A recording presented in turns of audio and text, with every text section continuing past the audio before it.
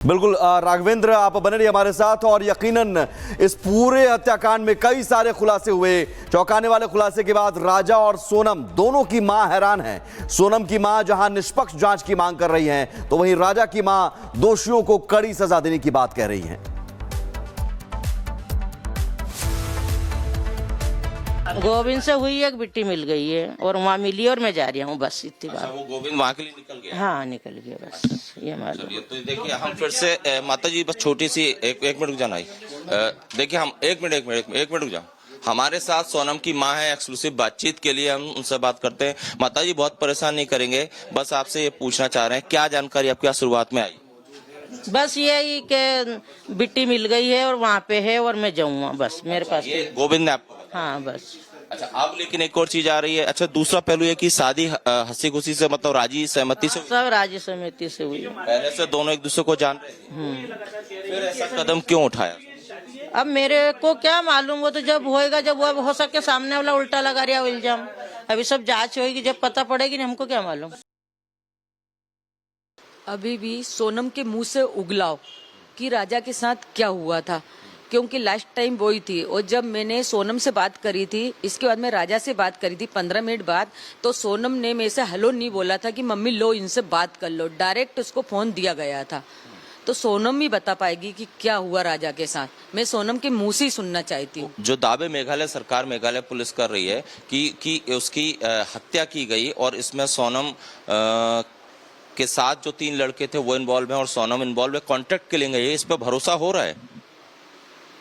देखो, मेरा लड़का तो हाथ से चला गया, अगर सोनम का हाथ है तो आगे आएगा ही सरी। अगर इस राजा की हत्या में सोनम, जो कि आपकी बहू है, अभी शादी हुई थी 11 मई को, अगर वो इन्वॉल्व है तो उसे सजा होना चाहिए? उसको सजा मिलना चाहिए, कड़ी से कड़ी सजा मिलना चाहिए। राजा के मर्डर के बाद से लापता चल रही उसकी पत्नी सोनम अब पुलिस की गिरफ्त में है। सोनम की शादी से लेकर उसकी गिरफ्तारी तक क्या कुछ हुआ है, एक रिपोर्ट के जरिए आपको दिखाते हैं।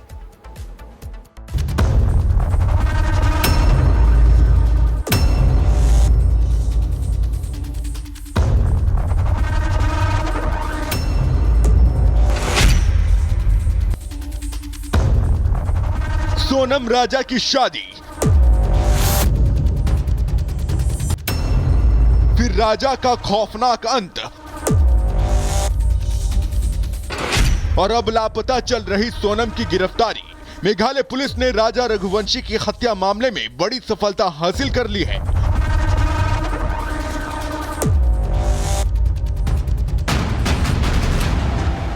पुलिस ने मामले में सोनम समेत 3 लोगों को गिरफ्तार किया है। यानी राजा के मर्डर से जुड़े हर एक राज का अब पर्दाफाश होकर रहेगा।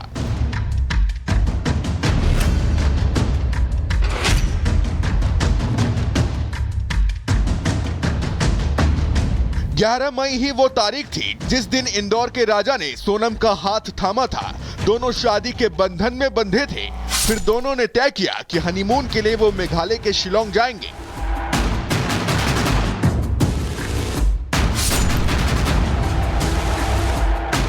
बीस मई को राजा और सोनम रघुवंशी मेघालय के शिलोंग के लिए रवाना हो गए। दोनों खासी हिल्स के मावल ख्यात गांव पहुंचे, ट्रैकिंग की। होम स्टे पहुंचकर कपल ने चेक इन किया और रात वहां बिताकर अगली सुबह यानी 23 मई को मावल ख्यात लौट आए।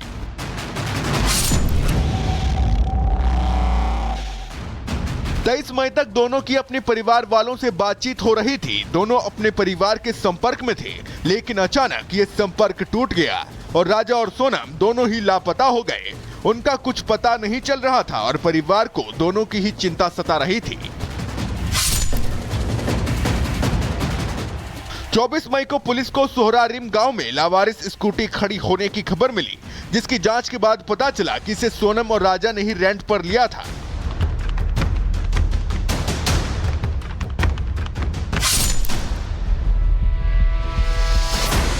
25 मई के बाद पुलिस दोनों की तलाश में लग गई। सोनम का भाई भी शिलोंग में ही था। पुलिस और गोविंद दोनों राजा और सोनम की तलाश में लग गए।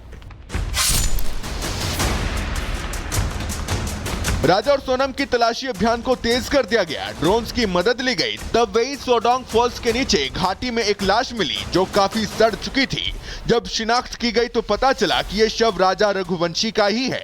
लाश से थोड़ी दूरी पर सोनम की जैकेट भी मिल गई।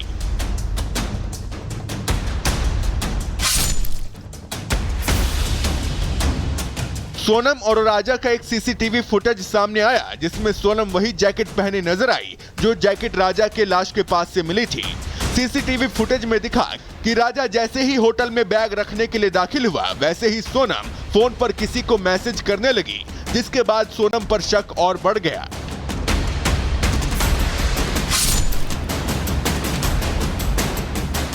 काफी तलाश करने के बाद सोनम को उत्तर प्रदेश के गाजीपुर से गिरफ्तार किया गया। राजा की हत्या में शामिल सोनम और उसके साथी पुलिस के हत्थे चढ़ चुके हैं। राजा को क्यों मौत के घाट उतारा गया, हत्या के पीछे वजह क्या थी, कौन कौन हत्या में शामिल था, ऐसे तमाम राज से पर्दा उठना बाकी है, जिसका खुलासा सोनम और उसके साथियों से पूछताछ के बाद ही हो सकेगा।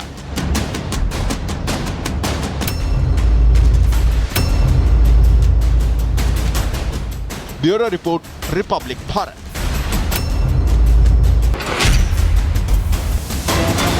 और इस बीच एक बड़ी खबर और इस पूरे मामले में मेघालय सरकार में मंत्री पॉल का बयान सामने आया है। पॉल ने कहा कि ये लव ट्रायंगल का केस है, सोनम रघुवंशी ही मुख्य आरोपी है। सोनम ने कॉन्ट्रैक्ट किलर को हायर किया, कॉन्ट्रैक्ट किलर के जरिए इस हत्याकांड को अंजाम दिया गया। मेघालय सरकार में मंत्री पॉल ने यह बड़ा बयान दिया और कहा कि सोनम ही मुख्य आरोपी है। सुनिए क्या कुछ कहा। Kepala minta ba ke state jongi ilak pen syai sabar kalong syai kedar ba ke Meghalaya kalong ke Basingan kalong perlok bat ki turis ndai lara ki turis hi ki kelak criminal te ngin kumnungin penyata kata. Oh, they should have just remained indoor. Boleh kinuan sini.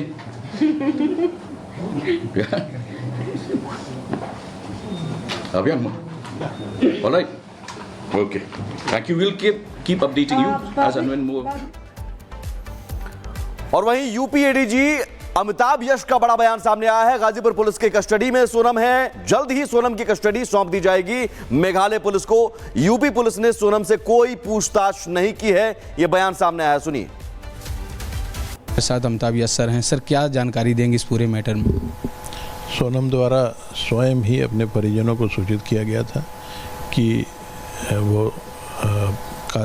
Kashi dhaba जो बनारस गाजीपुर मार्ग पर स्थित है वहाँ मौजूद है।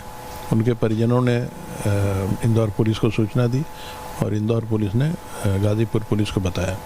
Ghazipur police ने तत्काल लगभग 3:30 बजे सुबह सोनम को बरामद किया।